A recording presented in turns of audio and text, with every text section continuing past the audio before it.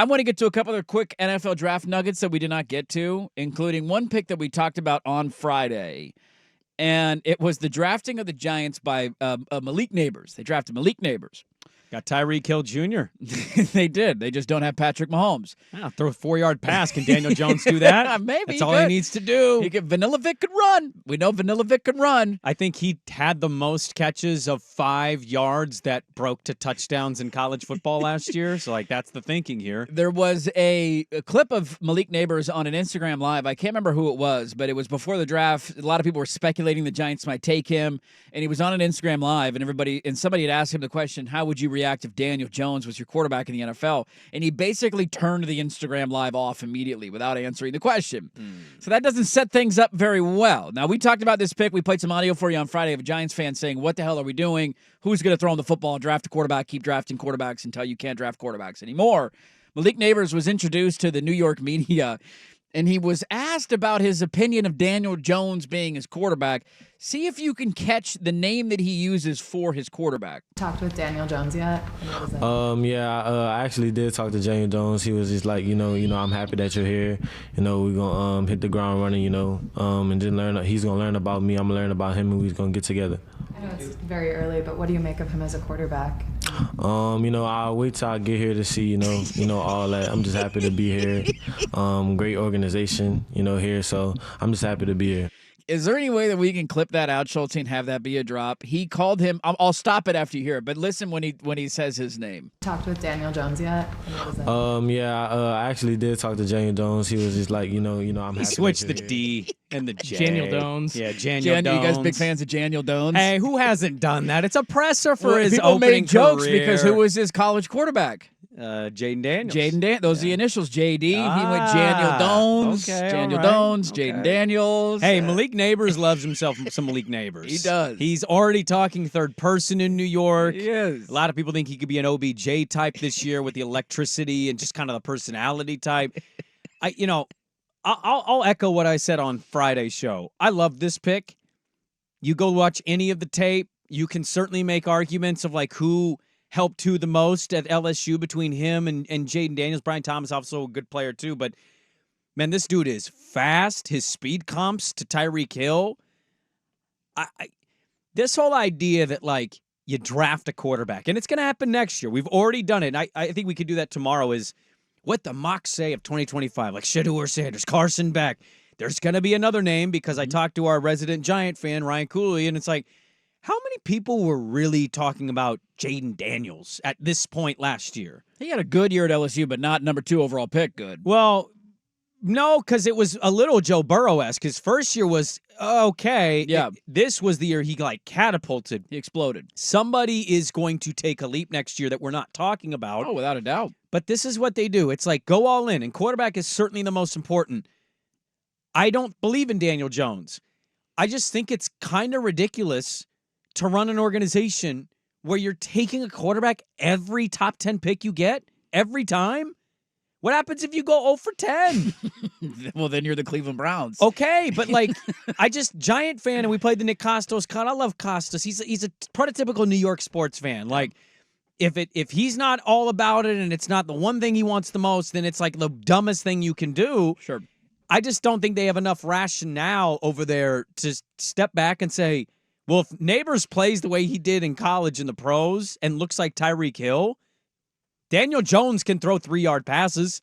Can he not? Can he throw 4-yard passes? I actually did talk to Daniel Jones.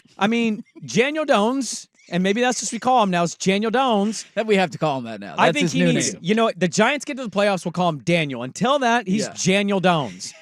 Daniel Jones can throw 4-yard passes. And if that means Malik Nabers goes 25 yards, I just let Dayball operate here. You like him, let him cook. I viewed that pick as more of the ownership saying, you're not in trouble. Okay, we want to win, but you're not in trouble. I think if he forces a quarterback he's not in love with, they could have taken J.J. McCarthy. Mm-hmm. They could have taken Michael Penix. They could have taken Bo Nix. Did they? They did not. Is he got a quarterback reputation? So, where are you at? You either trust the guy or you don't. I love Malik Nabers. I think he's a great player. And if he makes all these big plays this year, what are we going to say?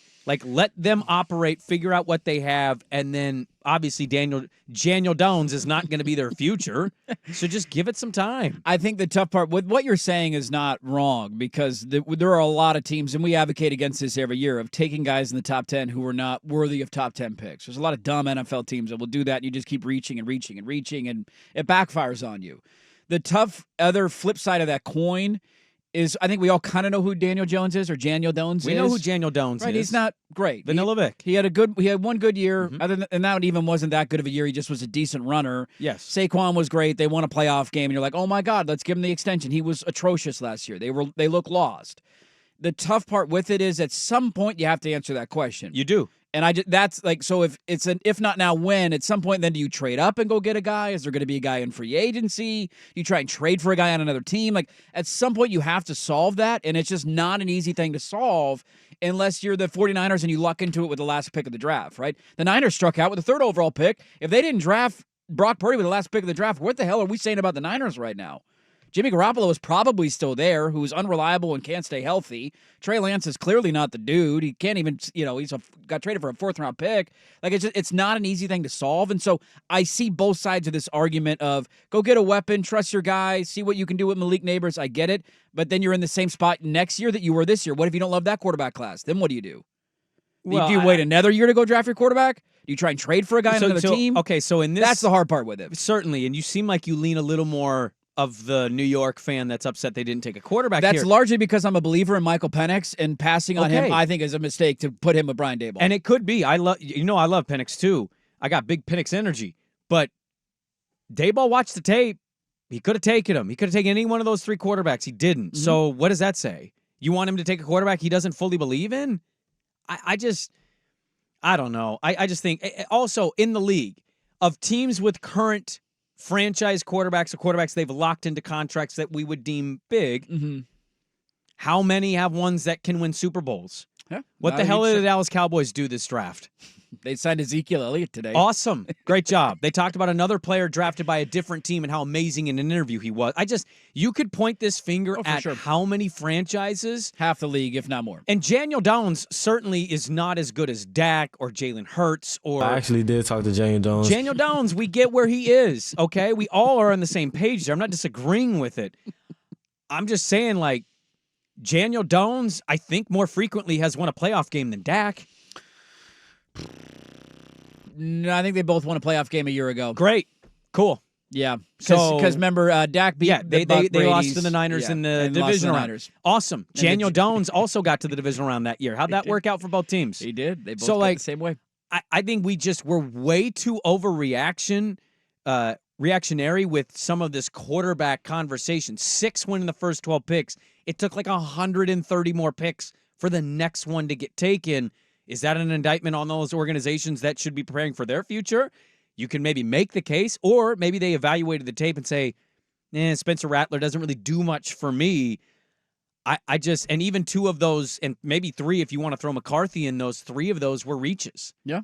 By a lot of football fans' minds. For sure. I think the Giants saw a weapon and said, I want one of those. Miami has one. It looks fun. What were we saying about Tua before Tyreek got there? So I'm not saying Daniel Jones will become Tua, but I'm just saying, like, 4-yard passes don't seem difficult if you can get to a guy who can run 22 miles an hour. What's going to make it tough, and I said this on Friday too, it's funny how draft picks are largely viewed not only how they do, but then who is drafted around them and who you had the chance to go get. That's the biggest thing I think Giants fans are going to watch. You get a good early game from one of those guys that got like Bo or McCarthy or Penix ends up playing. Like, if he has a good game in the first month of the season, everybody's going to be screaming, 100%. We should have taken that guy after one game. That's all it'll take because people freak out in New York. That's the way it works. But Daniel Jones, very excited to meet his new weapon, Malik Nabers. And I can't wait to see how they team up. Should be a lot of fun.